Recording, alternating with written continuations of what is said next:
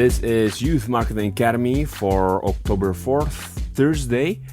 My name is Ghani Kunto. I will be your host, and with us is Graham Brown, Director of mobileYouth. Today, we have an exciting show talking about social code and one of the most important thing in the social code, which is the social tool. So let's get right into it. Hi, Graham. How are you doing? Doing good, Ghani. How are you? I'm doing well. So, Graham, one of the things that's in my mind right now is that I was looking back through the slide shares that we have on mobileYouth, and I realized one of the most popular one was the London riots that you made in 2011. And I thought one of the interesting things about that riot was about how young people checked in when they were rioting. They're looting places, and then they're taking a picture of themselves and then posting it on Facebook. Some of them are just using Foursquare to do it, and some tweeting it out, like tweeting it live. That wasn't the first riot that they actually checked in, right? What's the story behind that? Like, what does it say about young people? Well, there's a sort of a backstory to the story of the riots, which is about the social code.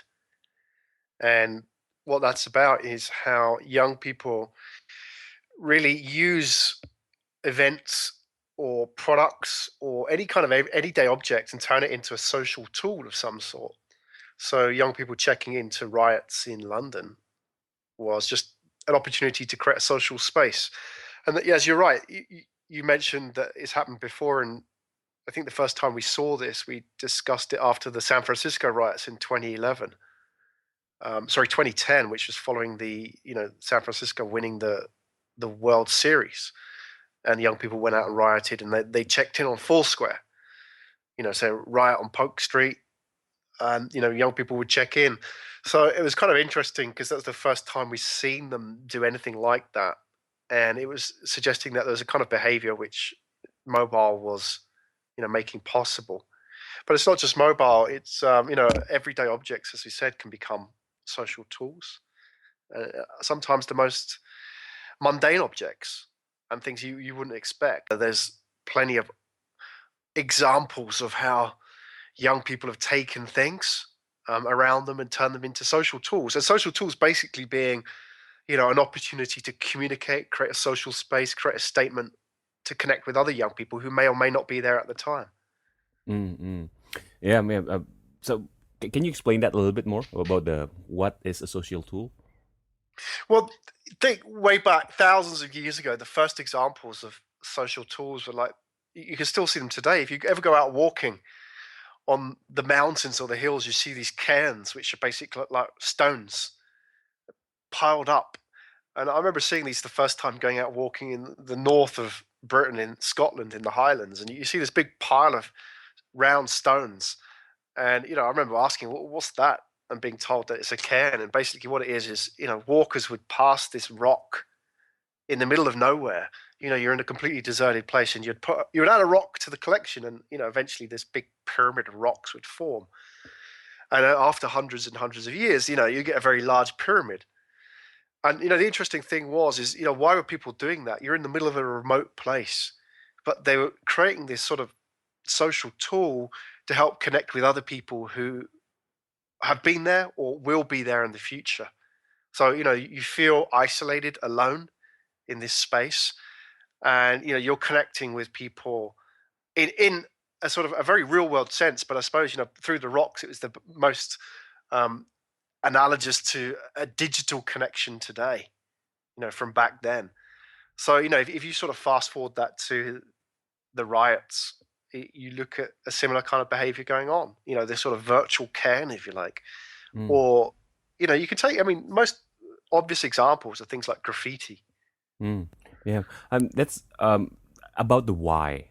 I think that's interesting because you're talking about these piles of stones that I'm thinking about, like graffiti, the why, maybe the motivation behind it. Some people are just want to say, "Hey, I was here," that type of thing, right? Right. But when you're talking about like the pile of stones, it seems like there's another motivation about like how you want to make sure that when somebody else get there, they don't feel like they're alone. That somebody else has been there. This is a you don't feel isolated, I guess. In terms of the why behind social tools that young people use right now, is it still the same motivation behind that? Oh yeah, and I think this is really important for youth marketers is that the the most important thing for young people is the ability to connect with other young people. And it's something that's very fundamental to our core. And the why we know that is because it's something which is timeless. You can see many examples of this throughout history. So, example like the cans, Mm, or even the graffiti in the 80s mm, to the present day. Modern examples like through the mobile phone, typically driven by young people. The why is it's almost like oxygen. Like young people need that connectivity more than they need the ability to breathe and eat. mm, We've seen the data that mm, young people would rather spend their last $10 on topping up their mobile phone than they would on food, right? mm, So it's real, and it's more important than survival itself in many cases. mm, mm. That's really interesting. And I guess the question when it comes to youth marketing is how can uh, brands and companies tap into this? Because talking about like social tools, it seems that it needs to be quite natural, right? That these things Yeah. that's happening. One of the things I noticed that we've talked about this in some of our books about lovelocks, for example. Um, Yeah. how if if you're not familiar with it, that lovelocks is basically when people take usually it's a fence or sometimes it's a pole in the middle of a garden, something like that, and somebody would have started putting a lock in there and then throw away the key. It's a statement of their love. So they'll do it as a couple, young couple go there and put their lock in there, and then somebody else would put another lock in there, and then suddenly there's maybe if it's a pole, it's become a pole of all these locks. It's like piled up there, Mm. right? And if it's a fence, it's like it'll be filled with locks. It's called love locks, and sometimes it bridges, right? A lot of times it's bridges. Um, and what's interesting is that in here in Jakarta, there's a mall where they try to create a space for young people. So they have this garden at the rooftop um, where they have, it's like a nice garden with a seating area and all that stuff, like romantic lighting. And so they have a fence, and there's like one single lock in there. It looks like a love lock, but then there is a big sign that's put by the mall management. It says love lock, and then there's a definition of what it is, explains what it is, and then it says like you too can show your undying love here. And Right. that sign and that fence has been there for 2 years, and to this day there is no other lock other than the one that the management put in there. Right.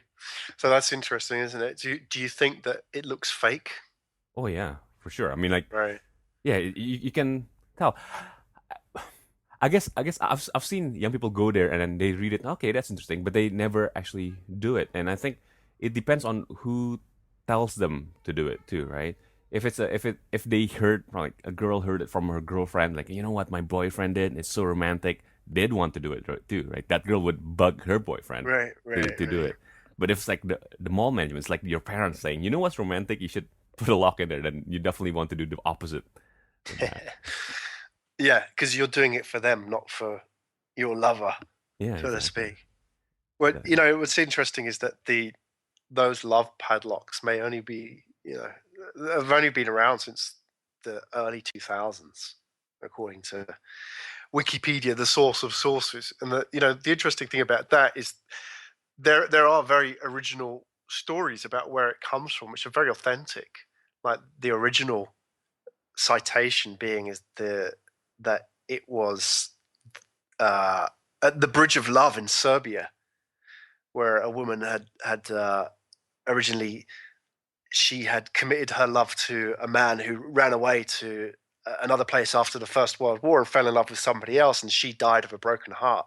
So the young girls of this Serbian town, to protect their love growing up, you would go and put the padlocks on the bridge where she first confessed her love to the man. So it's a very authentic story, and that is the kind of authenticity that you can't manufacture, right? Mm, And it's built on true stories and true emotions and real commitment from real people. mm, So the key part here for youth marketing is you can't manufacture this stuff, whatever you're trying to do. But that said, if you know the market well enough and you have a good enough dialogue and you have a good enough presence in the market, you should be able to tap into what the sentiment is and understand what they're doing already, right? And just help them out. If they're already putting lovelocks on a place, I'm talking metaphorically here, whatever they may be doing, then you as the youth marketers shouldn't be saying, hey, don't do it over here, do it over here outside our great big logo. You should be simply helping these people and giving them some kind of visibility in doing that. Yeah, it's really interesting. I mean, like, we're talking about like helping them, not telling them what to do. Right. And it's actually in the Youth Marketing 101 book, we talk about how brands and products are either a social tool or a commodity. And if you're a commodity, you'll be stuck marketing your product, selling its features and pricing. I mean, those are your strategies are limited to those things. But if you're a social tool, you can up your price. You could do a lot of different things. People will still go after you, right? They'll look for you. And I think so. So closing up this conversation, it seems that the natural tendency of people is to create social tools out of everything. But the problem is that brands are actually getting in the way. They're just trying to. The brands are insisting on making the product a commodity by pushing all the other stuff instead of helping. Well, they people. feel threatened, don't they? They feel threatened by people playing around with the product. Mm. And the key point about the commodity and this versus the social tool is important in pricing, because once you become a social tool, you transcend all market logic. Market logic basically suggests that you have a price based on the supply and demand of the product, right? Mm. And how can Starbucks overcharge based on the competition? How can it get away with charging 40% more than McDonald's? Well, because it's more of a social tool. It's a third space for young people, right? Mm. And I think if you look at going back to the original story about the riots checking in, why would young people check into a riot and make themselves publicly available to police or law enforcement, whoever, and to see who's here, who's at this riot? There's incriminating evidence there. But people behave emotionally when it becomes a social tool, right? Rather than logically. If it was just about logic, people would look at that. Young people would say, no, I wouldn't do that because I might get found out. And that's key. And that kind of behavior transcends market logic once you become the social tool. And as you said, that applies to price. All right, great. Thank you, Graham, for your time. Thanks, Ghani. And that's it for today's edition of Youth Marketing Academy. Make sure you tune in tomorrow at the same time for another exciting show with me and Graham. And make sure you also check out the books that we mentioned here. One of them is the Youth Marketing 101. You can get it from Amazon, or you can get it from our website, youthmarketingacademy.com. I'm Ghani Kunto. This is Youth Marketing Academy Radio. See you next time. Take care.